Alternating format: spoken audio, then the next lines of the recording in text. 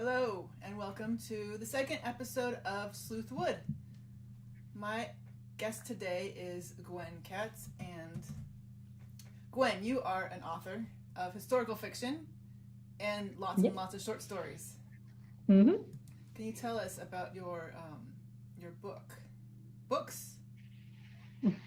Well, Among the Red Stars is the big one. That was my historical novel set in World War II Russia. Yeah, about the all-female bomber regiment called the Night Witches that came out in 2017.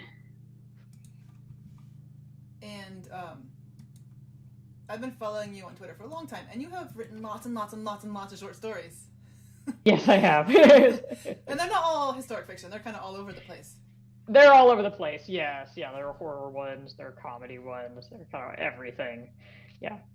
But I noticed a common theme. A lot of them have nature in them. That is true, yes. Yes, because I am an avid nature lover, yes, and have been since I was a wee little tot, yes. So, in fact, that's for short stories especially, short stories are very conceptual. And a lot of times the idea I have for a short story comes from just like some weird thing in nature I read about or learned about. And you're like, oh, that sounds like a story. What's one example? Oh, well, like actually my most recent story that just came out is in This World Belongs to Us, the anthology of bug horror stories. And they were, they had an open call back in the fall for this anthology. And I was like, bugs, I like bugs, And I was, thinking about like, what kind of bugs is nobody else going to write about? And well, they said they divided it was invertebrates broadly. They clarified that as not bugs in the taxonomic sense. And so I thought of all the weird Cambrian life, these strange organisms that evolved just, before a lot of the general rules we expect organisms to follow, like that eyes come in pairs and things like that. And there's all this Cambrian life that looks very, very much like some kind of weird alien off of like a sci-fi TV show or something, but that really existed, and that was my inspiration for the story I read there, which is, the archaeologists have discovered this new species, and of course, terrible things happen as a result. It's always the archaeologists that set off the world's trauma. Oh, paleontologist before someone yells at me. Yes, paleontologist. Sorry. That sounds like an interesting collection. Have you read the other stories in it? Yeah, they're all over the place. There's like ones about, I was appreciating that they didn't all go for the bugs you quite kind of expect, like cockroaches or bees. Like, there are several about ladybugs, which you think have got to be like the least horror-y bug you can imagine. There's ones about butterflies. There's worms. The earwig one, I will never forget. That one messed me up. But reviewers were pointing out that like they were expecting these stories to be about like how awful bugs were, but instead they were clearly all written by like people who really love bugs. so one reviewer called them creepy little love letters to bugs. I was curious about that because I saw you tweet about it, and then I thought, well, what if people just like dragged on bugs? That wouldn't be cool. But it sounds like it's not like that at all. It's really kind of the other way around. It's mostly people dragging on people. I mean, my story was mostly going after like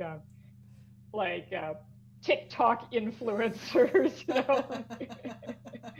Yeah, who are people who are really annoying? Who would I enjoy seeing bad things happen to? There's a long list. Yes. Remind us, what's it called again? The collection is called This World Belongs to Us, and my story is called Blue-Eyed Pearls. Okay, I'm going to look it up and go get it as soon as we're done here, because that sounds like a lot of fun. So you are also an illustrator. I have seen some of your illustrations. They're very cool. How did you get started in that? Oh, I'm just kind of an old school polymath in that, like, I've always done everything, right? Drew on my homework as a little kid, got scolded by different teachers for like turning in homework. You barely even see where the homework is. It's just all doodles, But I've also always written stories, so a lot of the times I'd be drawing, whatever weird, mythical creatures were going to be in my fantasy story, whatever I was writing middle school, and that kind of thing. And it's just kind of evolved with me. It really does go hand in hand, art and writing. And a lot of people can't draw, but it's like you don't really have to draw that well to just get your ideas out. I'm a big fan of just going for it, of like, even if you think you're terrible at drawing, I'm a big fan of just expressing yourself, whether or not you feel like it's, like professional quality or whatever that means, because I also work with illustrators, and like the illustrator in this video game I released back in April, and he told me like a million times, like, oh, I'm not a very good illustrator, and he's fantastic. He's fantastic. He's a really talented artist. So, don't undersell yourself. Don't ever let yourself like tell yourself that you're not good enough at some skill to do it. Right. I did a book talk just this last week, and I was talking about nature journaling, because that's one of the projects in my new book. And I put up my art as an example. And I mean, I've never considered myself an artist. And I said, you don't have to make Instagram worthy art. So I put mine up thinking, here, like an example of really not Instagram worthy art. And my friend came up after the talk. She's like, you said that, and then you put up this fantastic art. I was like, but it wasn't. Wait. So in my opinion, it was complete crap. But in their opinion, it was, quite nice. So you're right. We all underestimate our own art. We do, yeah. And I talk about, like I said, in my new book, I talk about nature journaling, and that you don't have to make fantastic art. The process of it is the important part, because you're going to learn a lot from looking at something and replicating on paper, especially nature things. So. Yeah, the process, the observation is the actual skill you're building. It's not your manual dexterity, although you are also building that. And people always think, like, artists, you're so talented, but it's not talent. It's skill. It's not easy. It's not like they just were born with a pencil in their hand and knew how to draw a face, instinctively. It's like it takes a lot of work. So I always hate when people say that you're talented, because it kind of discounts all your effort and time you spent doing something to learn it. Yeah. I was gonna say, now let's get onto your games. So you were an author. I mean, you're still an author, but now you've focused your attention on games, which is really cool. And you write the games, and you create the games, design the games. Yeah. I've been developing my own games, so I've been largely the lead developer, and I've been working with other people, but mostly just to fill skill gaps, like music, for instance. I'm just not a auditory person, so hiring sound and music people, they do a much better job than I would. So how did you make that shift from writing to developing video games? Because I'm just fascinated by that. Well, it gets back to that like old school polymath thing, right? Like anything I enjoy, like consuming, I also enjoy making, right? I like reading books, and I like writing books. I like looking at art, I like doing art. And so it just, to me, it always feels very natural of like, I would find it odd to really enjoy something like playing video games and never have the impulse of like, I could make one of these, Yeah, and since I like doing kind of various different types of skills, games are a place where I can bring all that together, right? I can do art and design aspects, I can do writing, I can do programming, and these various different things I enjoy doing. That is super cool. Is it a different skill set to write a video game than a novel, I assume? Yes and no. Like this first game I released in April, the Wolf of Derevnya, it's It's a choose your own adventure. So, and it's written in prose, so it's very, very novel-like. It's about as long as a novel, and so the writing is very similar to a novel. But there are other aspects of game writing that are extremely different, that are extremely unique to the medium. Like, and a good example is barks. Any game you play where like the enemy units will say like, I need a med pack, or enemy spotted, or something like that. Somebody wrote those lines, including there are people who like that's their job at large studios, is to write those lines, and they're surprisingly really difficult to write. Yeah, so that's the sort of thing that like only exists in that one medium because it's just unique to the structure of the medium. Right. So your new game, I happen to notice, is about a wolf. Oh yeah, it's a werewolf game. Yeah. Can you tell us about it without giving too much away? Yes. It's the Wolf of Derevnya, and the premise of the game is that you are this, grizzled old epic hero from Russian folklore. It takes place in medieval Russia, Kievan Rus in the 12th century, and you've been wounded, so you stumble into this small village for help. But it turns out that the village is being menaced by a werewolf who's picking off the villagers one by one, and people start turning up dead. And of course, suspicion immediately falls upon this mysterious person who just stumbled into town with a big sword. And so to clear your name and save the village, you're going to have to track down and figure out who the actual werewolf is and what they want and why they're killing the villagers. Sounds like fun. I like the folklore aspect, and of course werewolves I'm a sucker for werewolves, but...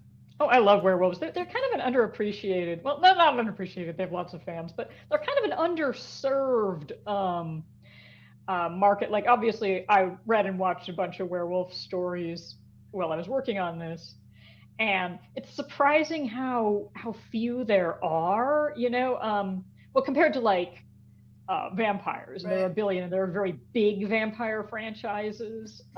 There are many, big movie vampires. And then you try to think of like a blockbuster movie about werewolves, and you have to go back to something like the American Werewolf in London, right, like in the 80s. Right. They tend to appear more as like ancillary characters, like in vampire stories and stuff. And I always feel like that's unfair to them. They should get their own stories. Justice for werewolves. Justice for werewolves, yes. There was one story I read, and I'm gonna forget her name. She was Estonian. She was a Finnish Estonian author who's completely obscure, and I had to dig really deep to find her old books. And she wrote this most incredible werewolf story, and I found it in a short Finnish collection. But it's incomplete. They didn't put the whole story in there. Oh no! And I can't find the full story anywhere.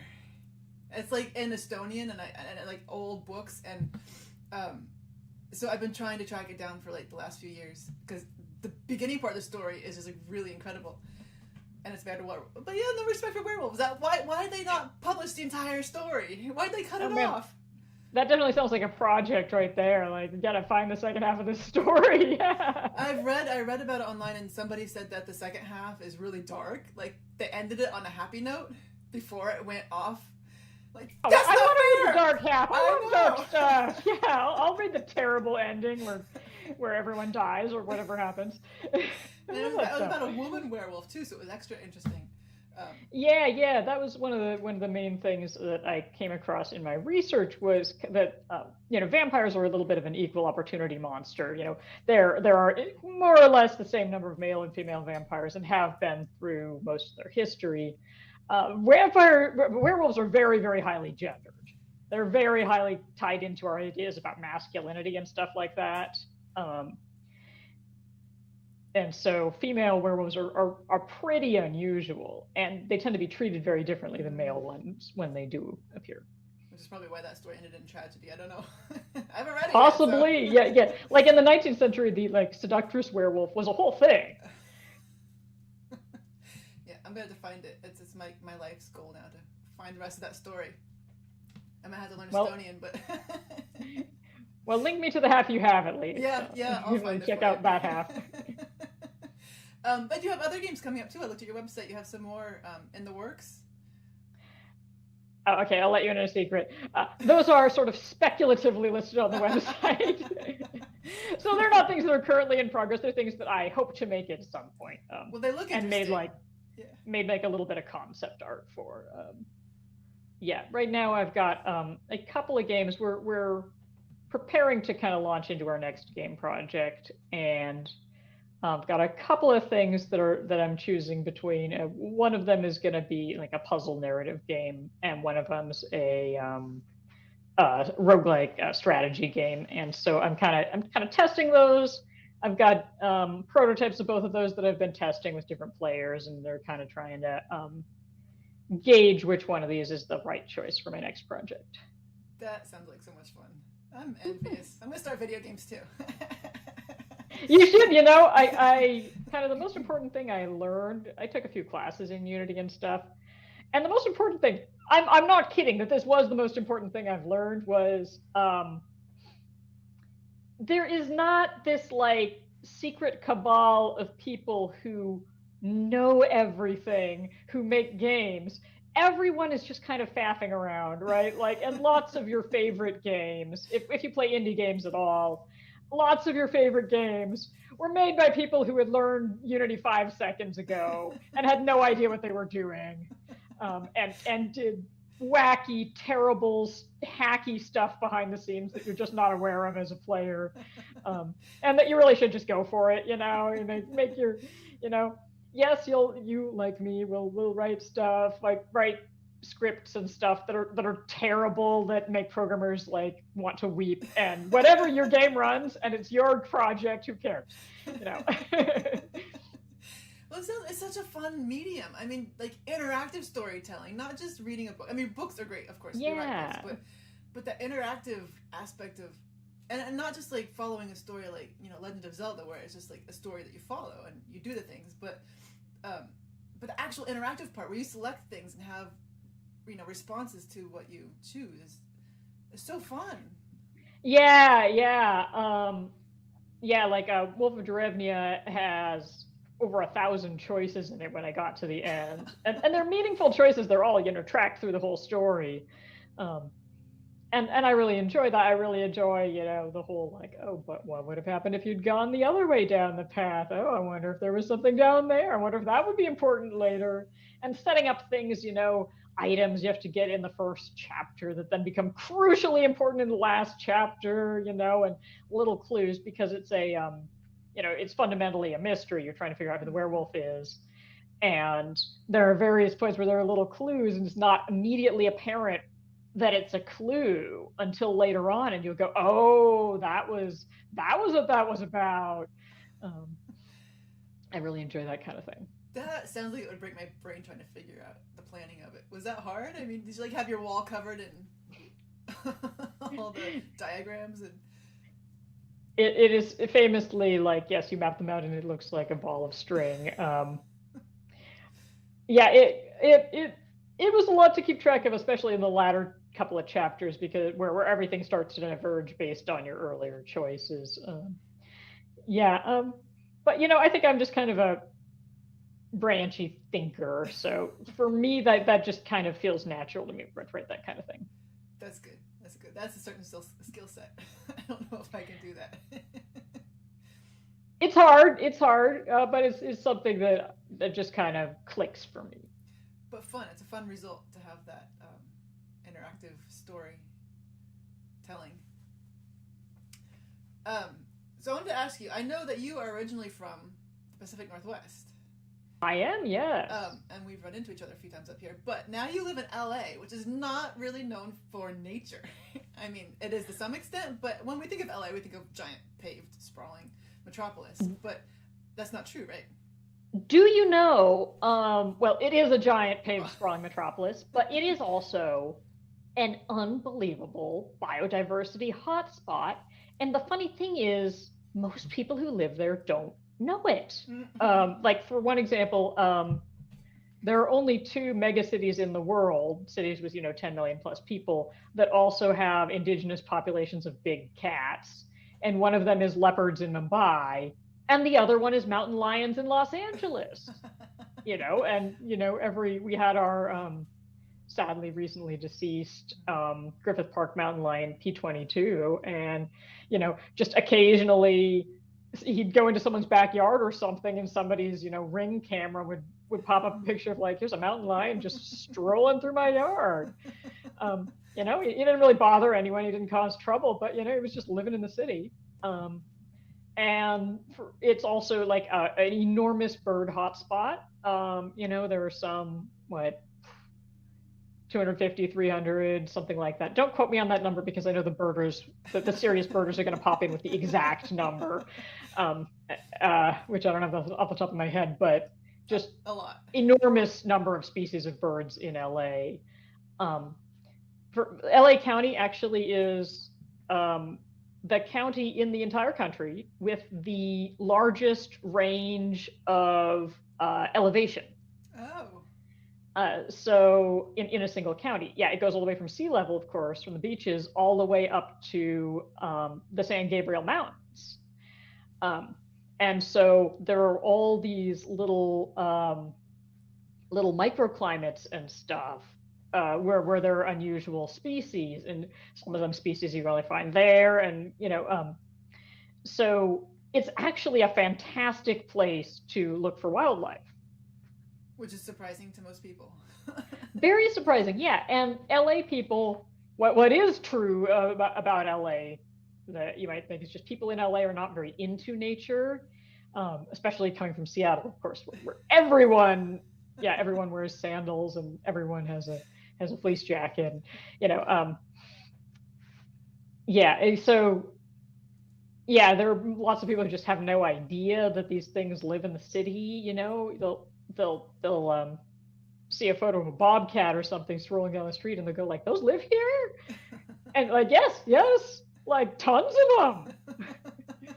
Now you've mentioned to me about something about a nature center. Are you involved with the nature center? Yeah, I'm a volunteer at Eaton Canyon, which is one of our natural areas near me. Yeah. That sounds like fun. I mean, what do you get to interact with people and tell them all the cool stuff that you have? Yeah, I do various things there. I do school outreach where we'll load up boxes full of, pelts and skulls and bugs and all those lovely things like you've got on your wall back there. And we'll load up boxes of them and take them out to schools and events and the LA County Fair and stuff like that, and then show them off to people. I lead walks sometimes. I lead nature walks with like scouting groups or school groups. And like, for instance, in the summer, we do these moonlight walks that we do at night, where you get to kind of see how the canyon looks, because normally it's closed at night. You get to see all the nature that comes out at night. Or more commonly here, of course. Right. There's a lot of things to do there and a lot of ways to connect with nature, which is really great for me. That's fun. What are some of the things you hear at night? I'm curious. Oh, for instance, pack rats. You see their nests all the time because they're huge. You can't miss them. But they're nocturnal. You hardly ever see the pack rat. But they do come out at night. And so you'll hear them. For instance, they do their territorial displays. They'll shake their tails in that big pile of sticks that's their nest, and it makes this rattling sound, and that's a pack rat, usually telling you to get lost. You can hear the frogs at twilight, which people are really surprised to find out there are frogs there. You hardly ever see them. They're very good at hiding, but you do hear them at night. What kind of frogs are they?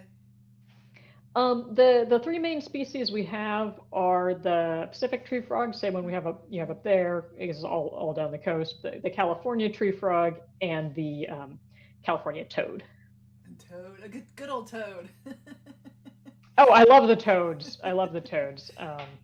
We've got some toads in the nature center. We have live reptiles and amphibians, and we bring them out. So that's another thing that I do sometimes is I'll bring out reptiles and amphibians for demos, because of course, lots of people are afraid of especially snakes. So we do lots of demos to educate people about snakes, especially a snake like, a gopher snake, and people mistake it for a rattlesnake and try to kill it. And we want to teach people that, gopher snakes are a fantastic thing to have in your yard. You want a gopher snake in your yard, it'll eat your gophers.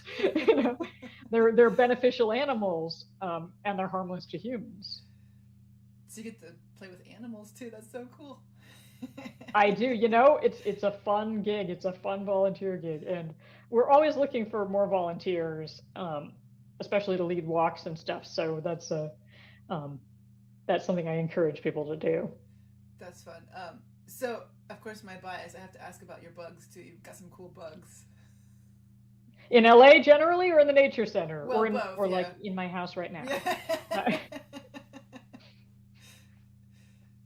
Oh, yeah. Like I've got a giant milkweed patch out in front, and I put that in about 5 years ago. And, about 4 years ago, I started seeing monarchs there. And 3 years ago, I started finding caterpillars there roundabout. So the monarch population in LA, as I'm sure everyone knows, the Western monarchs, has crashed precipitously to like 1% of its former numbers, some tiny number. But it is rebounding. It's rebounded pretty strongly over the past couple of years. In fact, so strongly that we're not totally sure if it's a genuine rebound or just a fluctuation. Hopefully it's genuine, because the lowest point was very, very low. It had gone from millions to thousands, like 4-digit thousands. Yeah, it would, but it's popped back up to hundreds of thousands, about 100,000. So if that's a genuine rebound, that's a very, very good sign. And yes, I'm doing my part here. I'll go out and look under every single leaf of every single plant to see if there's a caterpillar, because a monarch will lay one egg on one leaf of one plant, because a monarch caterpillar can eat an entire milkweed plant itself, and I have seen it done. And what's interesting is that Pacific Northwest is like the only place in the whole of the United States that does not have milkweed and monarchs. I know, but you have so many other lovely things up there as well, Like it is weirdly the whole country, and this one little tiny valley does not have any. Like, how did that even happen? I have no idea. You're missing out on that one particular experience. Yes. That's okay. I mean, we've got lots of other things, like you said. What do you miss about the Northwest? Are there any sorts of animals or plants that you miss? Oh, I really miss the plants a lot.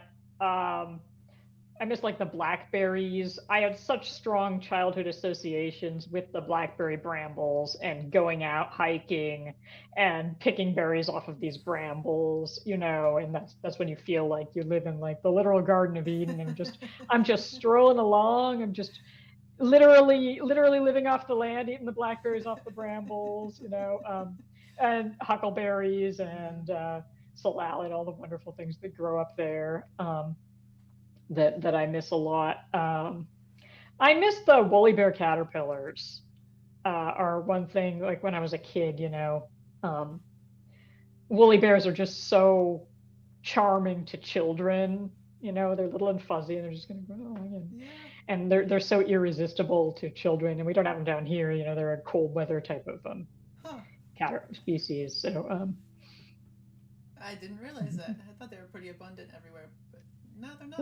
Not down here. Yeah. Well, I think woolly bear is like a name we use for pretty much. It's not like a taxonomic name. It's kind of a catch-all name people kind of use for every kind of like fuzzy little caterpillar. But they really aren't down here. Yeah.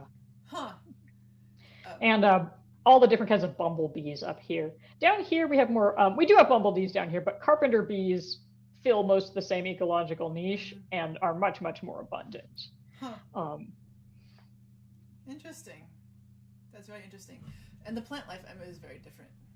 Yeah. Oh, yeah. Well, there's very different plant communities, very different ecology. So there's almost no overlap. There are, extremely few species that live in both places. Lupins are one of them, but well, a few plant species. Some bird species are all up and down the coast, but that's birds can be very flexible. Yeah, the soil composition is different, and the rain patterns are different, and yeah, so very different.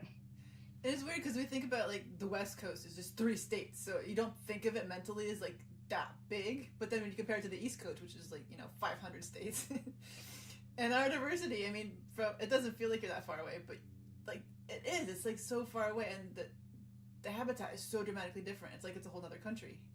Well, Washington is itself, just a very interesting place ecologically because Washington State has so many different biomes in it.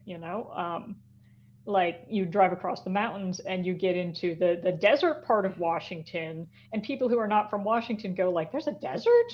Like, yes, there is. We've got those wonderful temperate rainforests. We've got really, we've got the lovely high elevation mountains. And so it's just such a cool place that there are so many different like types of climate you can experience there. And California is the same. It's got, I mean, mountains and everything too, but it's so Well, long. California has a lot of diversity. We do not have all of the biomes that you can find in Washington. No, yeah, we're definitely unique. So I'm curious, why did you move down there? I went to college down here and I've stayed, but I would love to come back to Seattle. I may yet at some point. I'm down here. It's close to family, and stuff. But Seattle will always be a very special place for me. Yeah. I mean, it's all interesting. It sounds very interesting in LA, but I don't think I want to live there. Like the driving is a nightmare. That's absolutely true, and so on. But I'm a big fan of, learning to appreciate, especially nature and stuff, in the place you're at, instead of sort of pining for the place you're not at. Right. I think a lot of times in nature documentaries and stuff, they always do like African megafauna and stuff. And I think it can teach people unconsciously that like cool nature is somewhere else, right? Yep. Cool nature is somewhere you go on like a safari to see, or you go to like Costa Rica or somewhere, which are lovely places to go and see wonderful nature. But, nature is everywhere. And I'm a big fan of just learning about, learn what kind of bugs are in your yard, learn what kind of spiders are there, learn just the random birds that are like stealing your potato chips, learn what they are, learn to appreciate them. Those would be the gray jays. Yes, the gray jays. Yes, down here it's down here are the scrub jays. Although scrub jays are actually much more. They're I think the well-behaved sibling of the jay world. They really only want acorns, as opposed to your Stellar's jays, who will straight up just fly down and snatch half of your peanut butter sandwich and fly away from it like directly in front of your face. I was feeding them the peanuts for a while, the Stellar's jays, right at my window here, like right there. One came in and landed on the window ledge and took the peanut, but it whiffed it, and the peanut fell in the house. And the jay came right in after it. I was like, I'm not leaving that peanut behind. And then I got stuck because I couldn't find the window back out. So I'm like, I'm not feeding them on the window ledge anymore. Yeah, they're bold, and they do these cool mimics too. I hear, like, there's an eagle sitting in the shrub right there. No, it's the Stellar's jay doing an eagle call. Oh yeah, around here we have the famous hawking bird, always going like, "Where's the hawk? Where's the hawk?" Oh, it's the mockingbird, of course. Appropriately named. Well, that's our nickname for it when it starts doing like Cooper's hawk calls. Right. No, I mean mockingbird's a good name too. Yes. Oh yes. It's appropriate. I was going to ask you something else, and I lost my train of thought there. So we start talking about jays, which happens with nature talk. Oh yeah. You just kind of go where it leads you. So I don't remember what I was going to ask you, but I'm going to go on to something else because I do want to ask you about your sea slugs down there. I know you found some really cool, which is also not something you consider with LA, like beaches and tide pools. So the nudibranchs, yeah. Yeah. The tide pooling down here again. It's not something you think of, and the beaches in LA for the most part are in a very, very bad state of degradation. just the coastal climates in A and LA. In fact, in most of California, for instance, California has lost about 97% of its wetlands. The vast majority Wow. are gone. There's only one wetland remaining in LA County, and it's in a very bad state of degradation because when they built the marina, they just infilled the dirt into the wetland.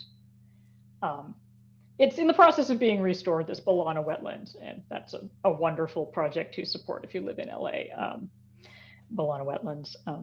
But yeah, there are still places where you can go and see interesting nature, and there are several really good tide pooling spots. And I have seen stuff there that I just never thought I was going to find at a beach.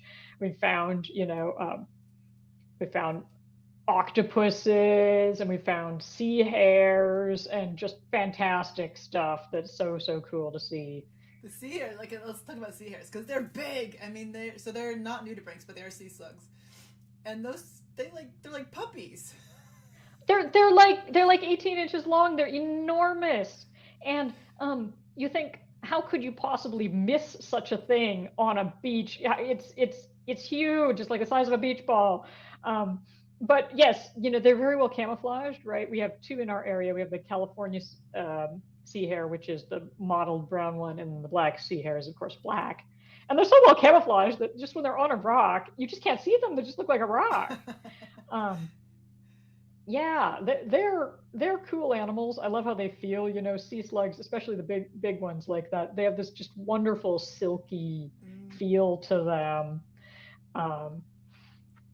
And so, yeah, that's one of my favorite things to look for. I see. I've never seen them, not yet, and so I'm gonna come to LA just to see. Yeah, you should go. Obviously, of course, it's the notorious thing of you never find it once you're looking for it specifically. But I have definitely found, most times when I've gone tide pooling out, I've almost always found at least one, sometimes several. So we should definitely go looking for sea hares. I'm coming with you then. What other nudibranchs? I want to know what you have. We have quite a variety, and I don't want to quote too many species names because nudibranch IDs are not my forte, and I've definitely been corrected on that before. But we've got a lot of little dorids. We've got the salt and pepper dorids, the white ones with the little black speckles. We've got the orange peel ones, or orange, of course. We've got several of those. They're called aeolids. Is that the right word? Yeah. Like we've got the Spanish dancers with the lovely little frills, the kind of iridescent ones, and I'd say we found maybe like 8 or 10 species, and that's like us just tide pooling. Of course, actual scientific surveys, I'm sure, have found many more. Like all species on my wish list. Well, you do have them up there as well, right? Well, some of them, yeah, but like I've never seen those ones, and they theoretically live up here, but I have not found them yet. So yeah. They tend to be, yeah. Well, they also are just like, well, they're very bright, but they're so tiny, they're very hard to spot. Most of my best luck has been in like eelgrass beds, and just sort of raking my fingers through the eelgrass and seeing what you come up with. And there'll just be little orange blob on there. Oh dang, I need to bring. But like you, most of my life I went like, oh, I'm never going to see one of those in the wild. Of course not, And then I started tide pooling down here, and I was like, they're everywhere. Well, they're everywhere, but actually, I should correct that. They're very seasonal. They're everywhere around about May, and then they're all the way through like summer, fall, winter, none. So I think there's some research being done on why that is. I think the assumption is that they're coming up to breed, but I don't think scientists actually know for sure. I think that's just the assumption, is that they normally are dwelling in deeper water and they come up to mate. But I think that's still an unanswered open question. Yeah, there's definitely seasonality up here too, because like the shaggy mouse nudibranchs,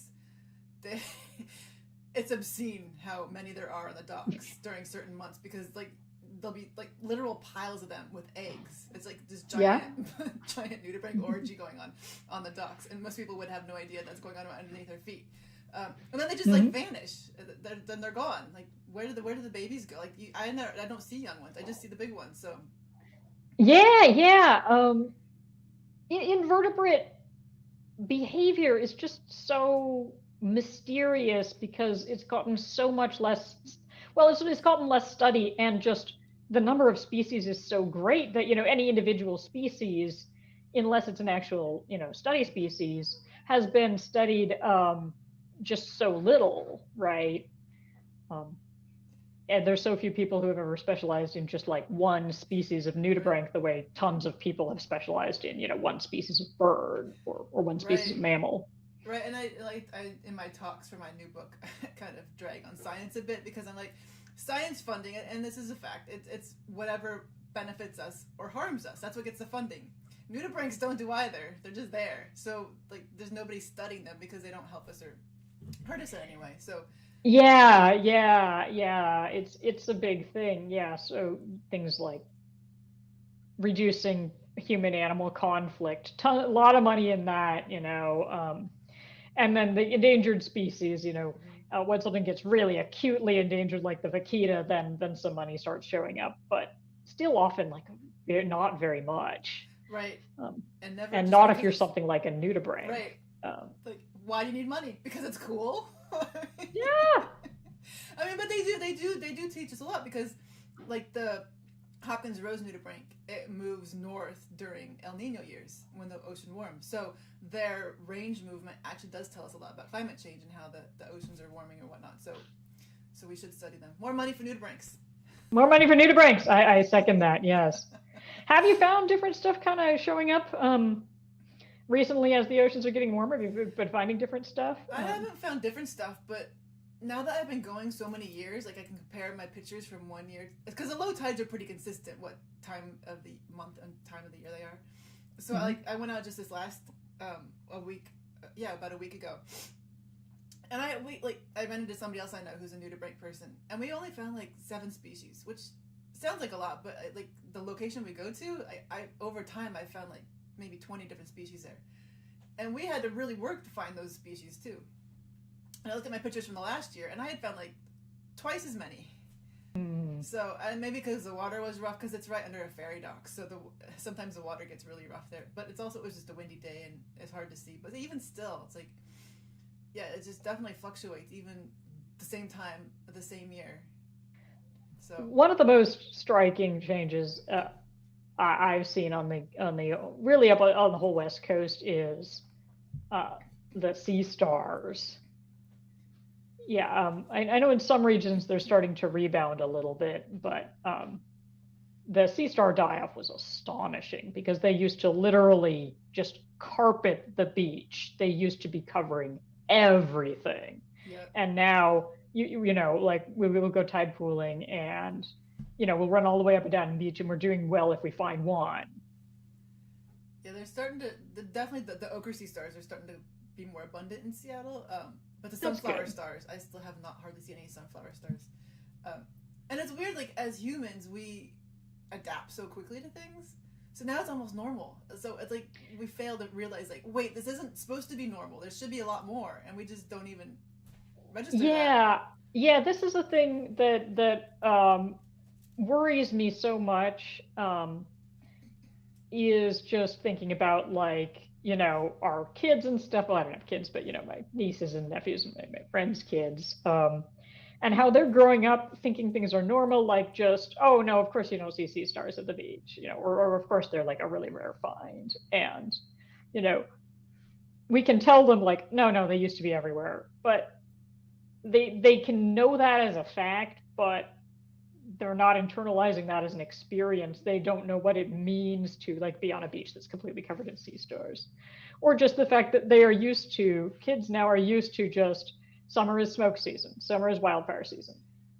And they're not going to remember, they're never experienced these beautiful, warm, clear, sunny, wonderful summers we used to have in Seattle, I used to always tell people like Seattle has this reputation of having terrible weather, but actually like it's completely lovely in the summers, right? It's like sunny and 70 for like 3 months and it's delightful. And that used to be true. And now it's, rainy 3/4 of the year and smoky the other quarter, and it's horrible. And hot, and like everybody has air conditioners Yeah. now. And when I was growing up, we had like one air conditioner for like 2 days out of the year. Yeah, yeah, yeah. When I was growing up, nobody had air conditioning in Seattle. No, no, You now didn't it's like need it. yeah. There's just no reason. Now you can't survive without it hardly because it gets so hot for so long, and then you get the smoke, so that makes it twice as bad. Yeah, you really need the central air just because you need the air filtration. Right. I know our house is from 1940, and it's Oh, got jeez. bad air, and it's hot, and like it's this complete mess. So what are you gonna do? Yeah. But I also, that also makes me more cognizant of, like, we talk about that like with our kids, with younger people, but hey, mommy. Um, but it's also true for us, right? Where we are also experiencing this greatly, greatly diminished nature compared to people from a generation before us, right? And we don't appreciate that. We don't appreciate how much more abundant birds used to be, or things like that. Or, in Seattle, you used to, have things like porcupines or animals like that you just aren't there anymore. They're extirpated or very, very rare, and nobody runs into them anymore. And we don't think of those as just like wildlife you might have just run into all the time once. Hi, Katie. Sorry. Yes. And like one of the things I always remember from when I was younger, we going up into the mountains, where this is showing how morbid I was even at a young age. But when we get up to the mountains on our destination, was to get out of the truck and look at the grill of the truck because it had all the dead bugs on it. Yeah, yeah. That's There's the not. thing that. Yeah, yeah. I used to do that too because you'd find like the big dragonflies and the Yep. big swallowtails and all the really cool bugs, and I'd take the best ones home and put them in my bug collection. Yep. How am I in an anthology about weird bugs? Like, I have no idea where this came from inside of me. Okay. Love weird bugs. Yeah. Like, especially in the Pacific Northwest, right? Especially one thing that just nobody alive today or for a very long time has experienced is just how much the forest ecology has changed, and how different of a place it was at the time when it was all old growth forest, right? And nowadays there are, you know, a very, very small number, a tiny number of patches of protected forest, and then a very, very small number of just isolated trees. But, you know, 99.9, probably several more nines percent of it is second growth. And so we just don't have a sense of, we, we just don't know really what the forest was like back then. We really just don't have the data, right?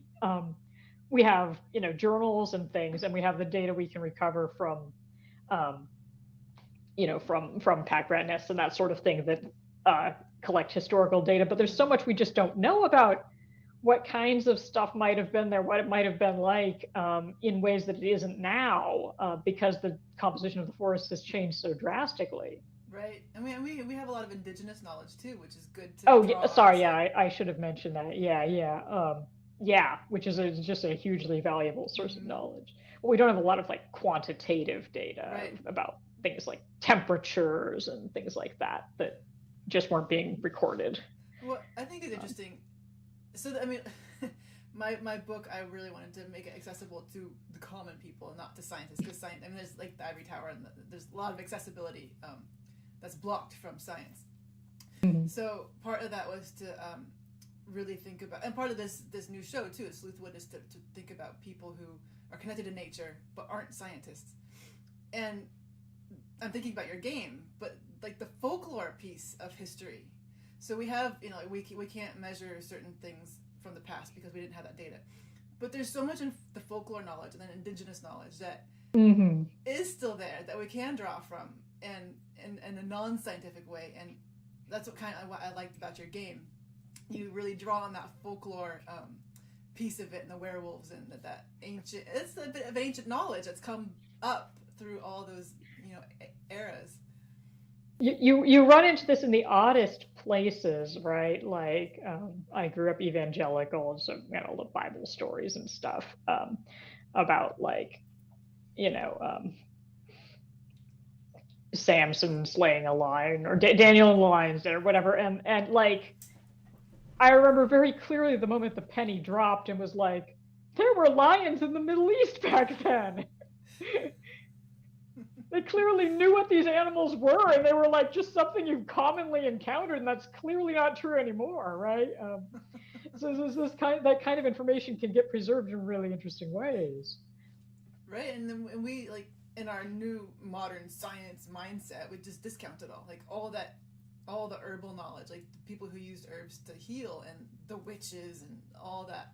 We just discount it now. Like, well, that was not scientific. I have a really interesting medicinal herb book, and it talks about what the herbs used to be used for, like mosses or whatever, sage, all these different things that were recorded that they did, and they're beneficial for the human body. And then they say, well, there's no studies on it.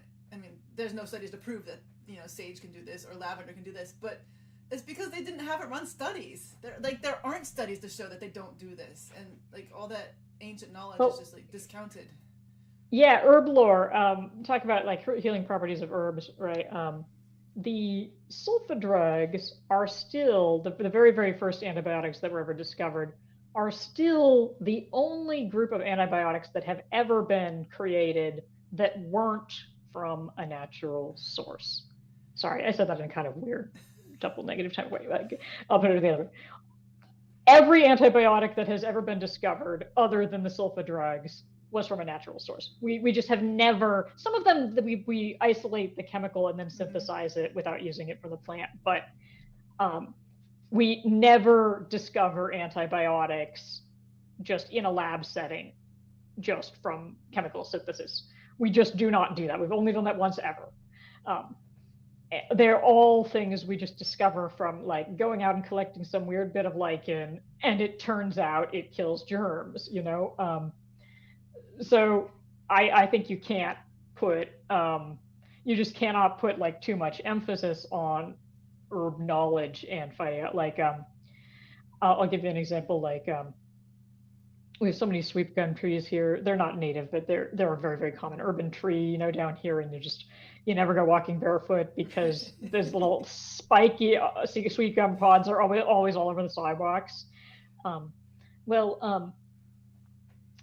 One of the chemistry groups when I was in college was studying this compound that goes into Tamiflu, the anti-flu drug, and that's an antiviral, a very important type of drug right now, right? And it was only found in star anise, which is a pretty expensive source, right?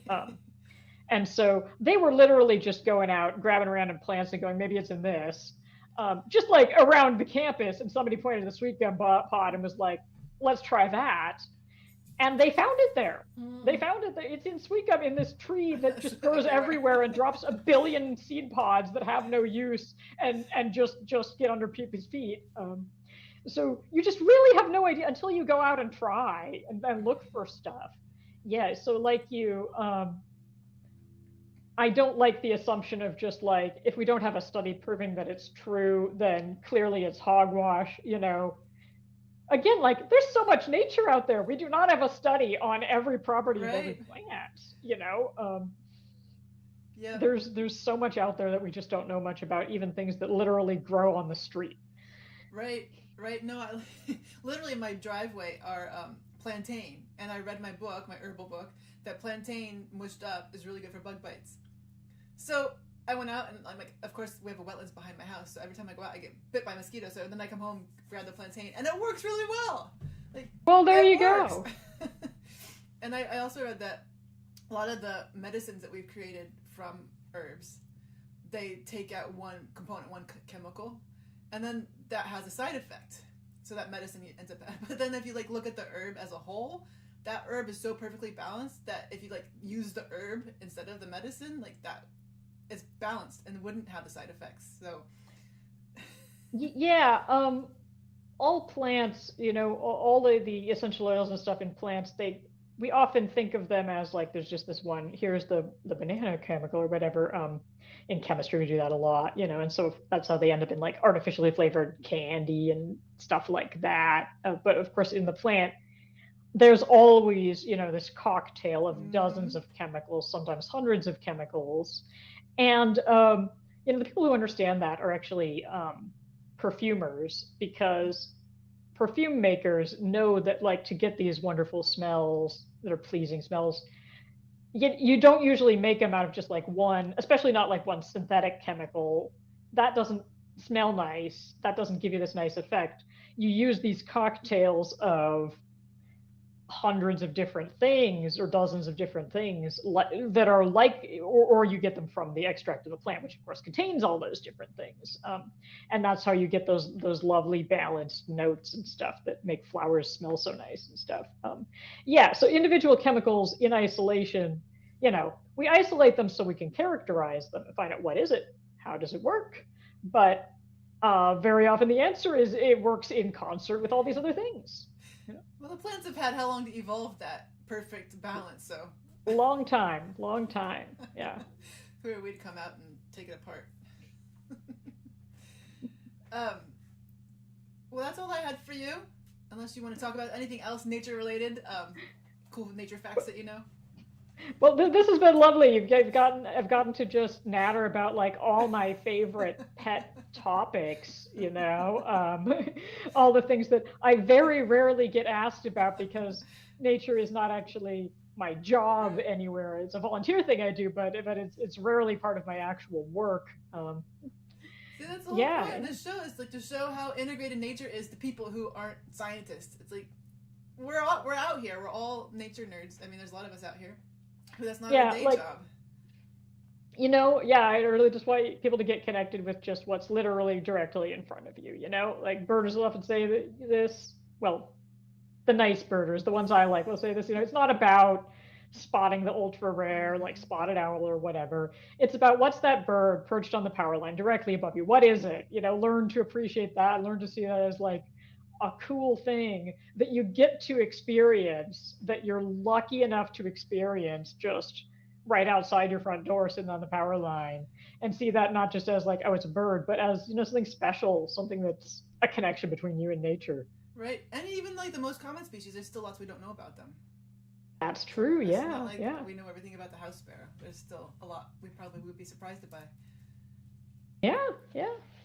You know, the things like how recently they've been discovering how many things fluoresce under UV light, just random animals like squirrels and stuff. And, you know, you don't discover that until some whack job just decides like, what happens if I shine a UV light at this, you know?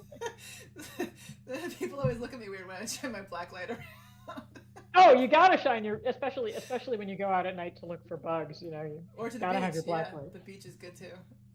Yeah. Completely random. I found a whelk that just has this random like glowing spot on its like right inside the shell.